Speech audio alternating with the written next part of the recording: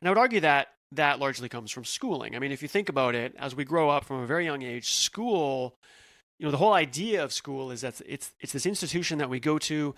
It has curated the knowledge from, technically centuries of people building and creating things.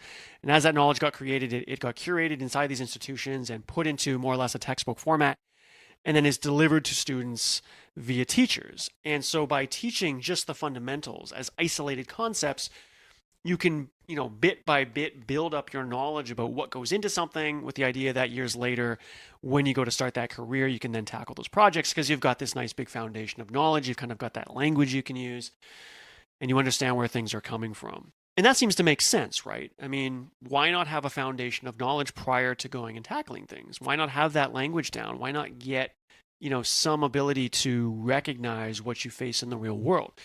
But if you think about how that goes for you after you graduate, whether that's coming out of high school or coming out of, graduate school, whatever level of education you have, when you go into the real world and you start building your career and you start tackling projects and you start acquiring or attempting to acquire new skills, there's kind of this friction between this background that you supposedly have and the projects that you're tackling that are new. It doesn't always feel like you really have a foundation for it. When you take a new project, it might be the first one when you get your first, major job, you have to learn a new language, you have to learn to work with people.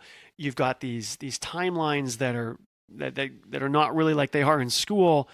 There's all kinds of things that pop into it, and in many ways you just don't really feel that prepared. And the delta between what you learn in school and what you face in the real world is actually quite large. And I think most people tend to relate to that, or believe that that's the case. Now, if your job at a school is more research oriented, that might be less so than if your job is obviously more practical, where you're actually maybe building or engineering things that get used, by consumers. But I think most of us would feel that delta between schooling and the real world. And if you think about it, why is there such a delta? What is it that causes the friction between this idea that we're building a foundation and then the application of that supposed foundation going forward?